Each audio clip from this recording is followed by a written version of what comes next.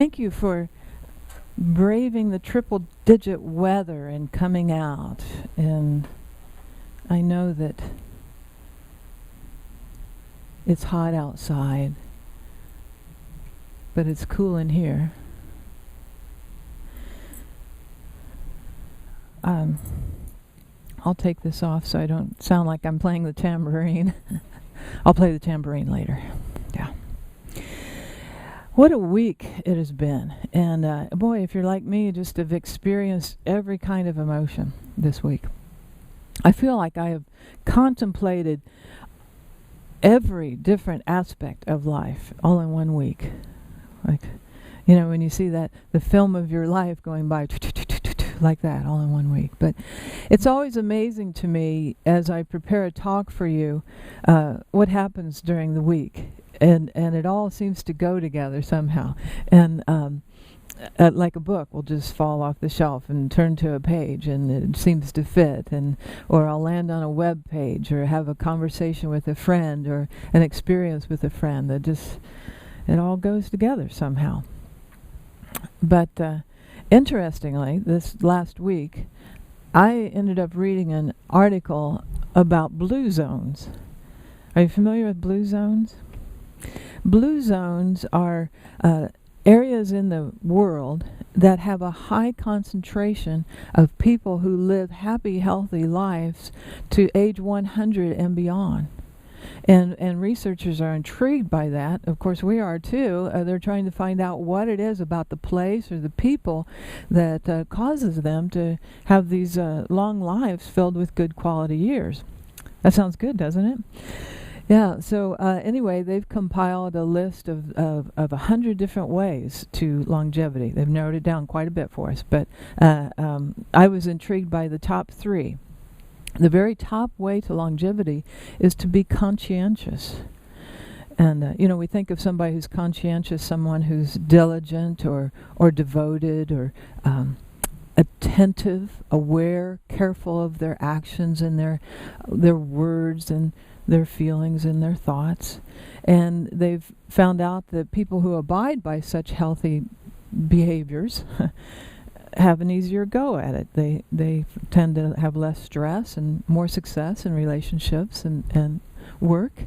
And it made me think of the unity movement, because we're all about being conscious, but we're also about being conscientious, because we realize the power of our actions and the power of our words, and our words can build somebody up and tear somebody down, and in the same way our words can build us up or tear us down, and our thoughts and our beliefs. And that's why a few weeks ago I talked about really examining your beliefs, those core beliefs, just tearing them apart and putting them back together. Make sure they're lubed up and running smoothly in accordance with universal principles.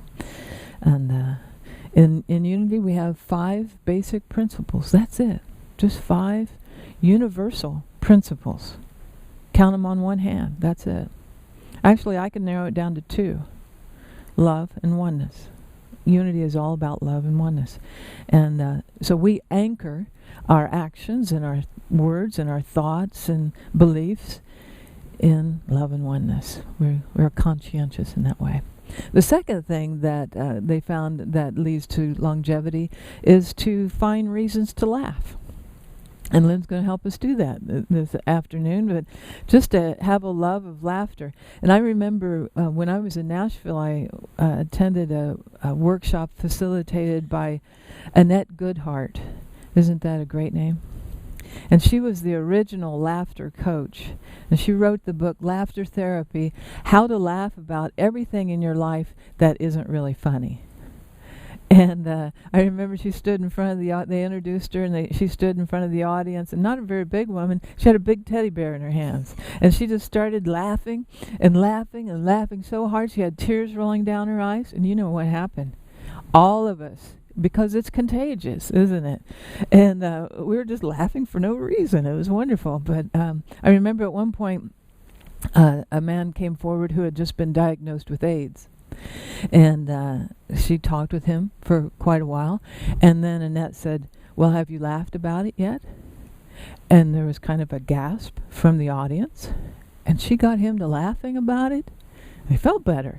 And of course, we were laughing kind of nervously at first, and then we're all laughing because we all have the choice of how we respond to whatever's going on in our lives. And no matter what's going on in your life, if you can laugh at it, you feel better, don't you?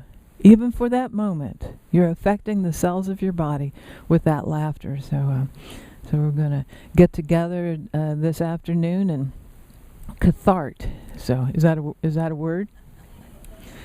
It's good to get together. Emote just means to move emotions. So we're going to do that this afternoon. It'll be a nice time. The third thing that they found out about these centenarian hotspots is that the people there have a sense of purpose. In fact, one of the places is in Nicoya, Costa Rica, and the people there have cultivated what they call a plan de vida, a life plan. They have a reason to get out of bed in the morning. Why you get out of bed in the morning, a reason to live. But what is our purpose? That's a question that's perplexed us probably from the beginning of time. What is our purpose here as a species? And what is our individual purpose? When I was growing up, I was always taught that our purpose is to glorify God. Anybody else get that when you were growing up, going to Sunday school? We're here to glorify God. I was a very active child. I loved being outside and climbing trees and running and skipping and swimming and riding my bike. And I have to admit, in my mind, the idea of just going around and praising His holy name and glorifying God, I was having a hard time with trying to figure out how to have fun with that. And I had images of a king, like the King of Siam from The King and I, Yul Brynner, and or King Arthur from Camelot. I had a lot of musicals in my life, and so I'd have this picture of a king and the idea of bowing down and glorifying and as if to kiss the king's ring like God were some big egomaniac. That just didn't go with what I have always known God to be, and that is unconditional love. So I was really confused by this whole glorifying God thing. And my Sunday school teachers and preachers would say, well, we glorify God by basically being good little boys and girls. We go to church and we pray and we obey our parents and we do good deeds. That's a great thing to teach children. But at the same time, I was hearing the stories of how Jesus chastised the Jewish leaders for their religious hypocrisy because they were standing on the street corner and praying and letting everybody know they were fasting. And Jesus said, don't do that. Go within. Don't let your left hand know what your right hand is doing, that kind of thing. To go within. And He said, your Father who sees in secret will reward you. That's a talk right there, just that little phrase. That's something to meditate on right there. But so our purpose, and this idea of glorifying God probably came from Jesus Himself, because He said, let your light shine before all people in such a way that they may see your good works and glorify your Father who is in heaven. I'm just going to take just a few minutes just to dissect just that one sentence right there.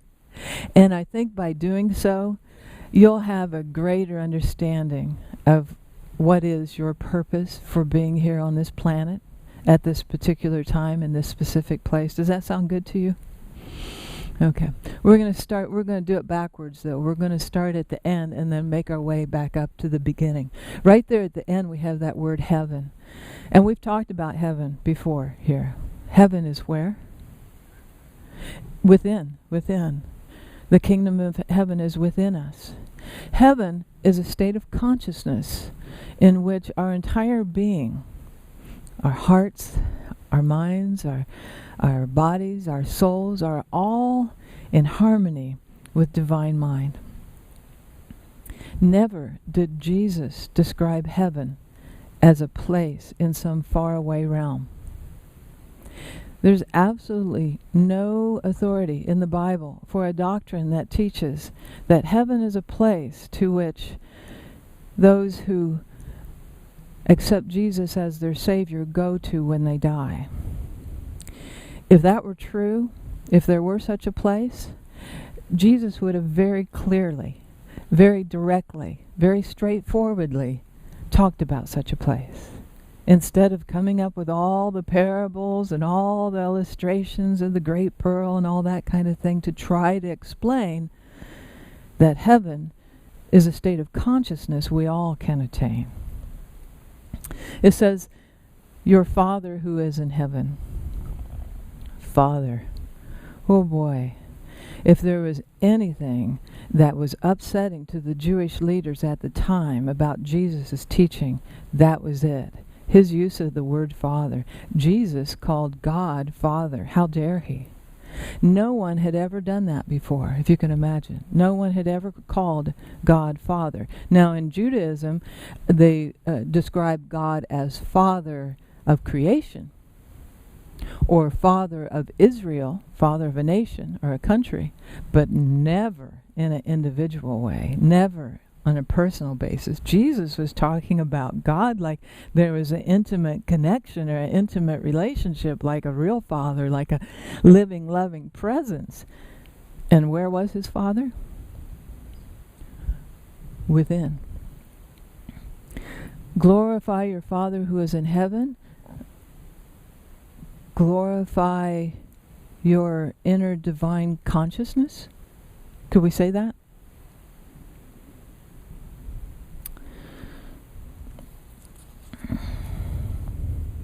So that's something to meditate on this week. There's that word glorify. The English word glorify, we all know that means to praise or to honor, to elevate or exalt. The thing about the English word is that it can be attached to a not so honorable thing, like glorify war or glorify violence. But the Greek word that's translated as glorified there, it's very direct, very clear.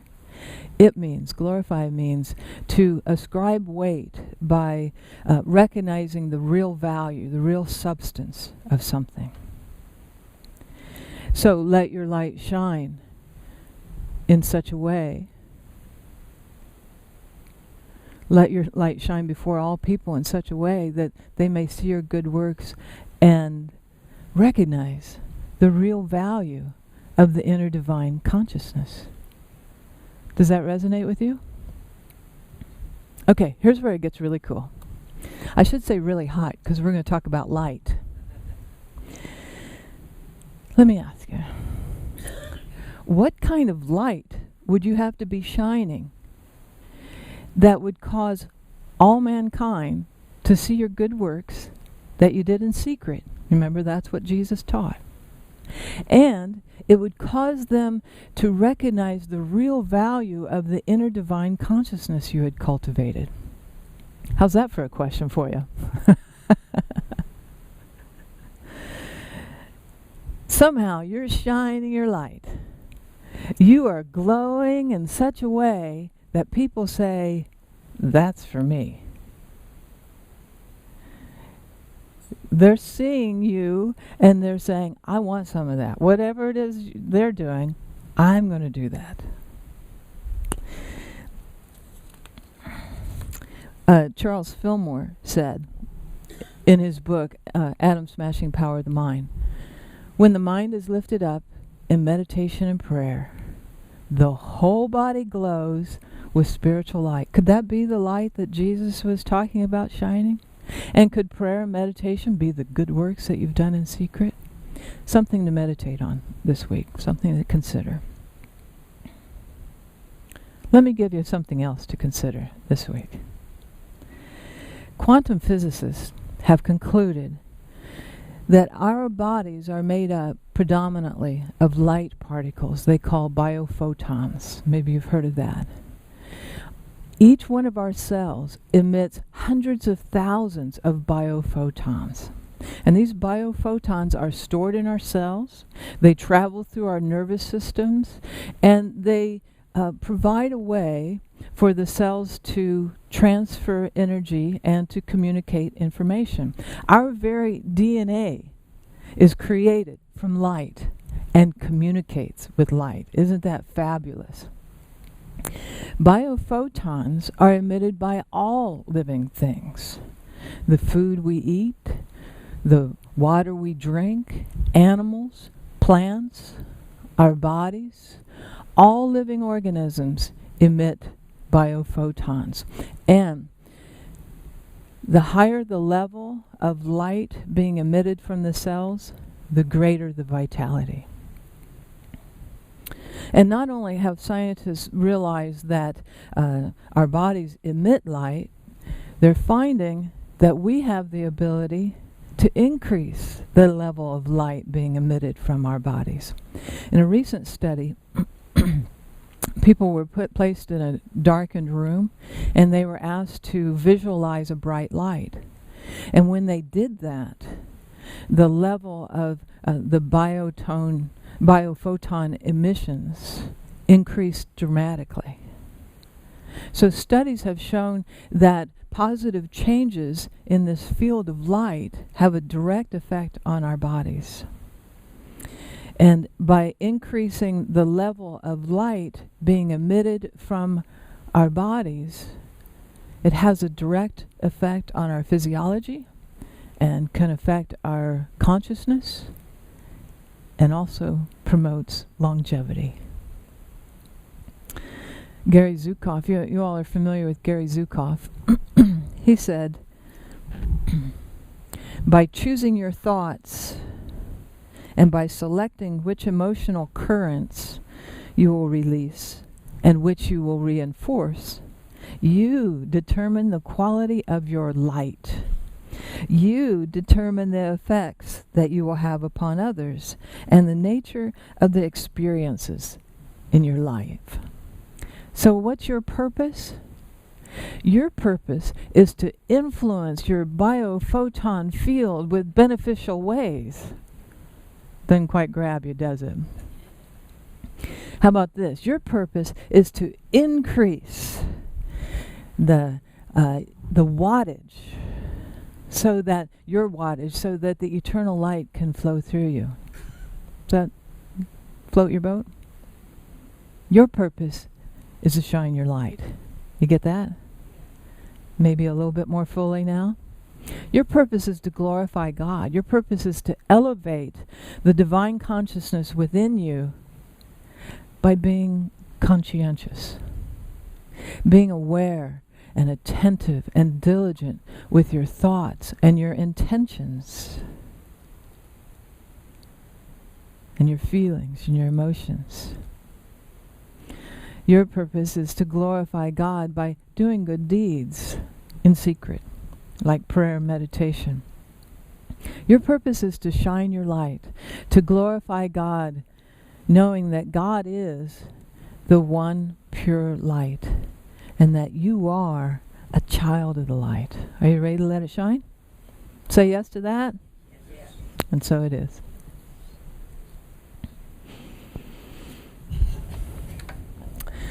So let's contemplate these things.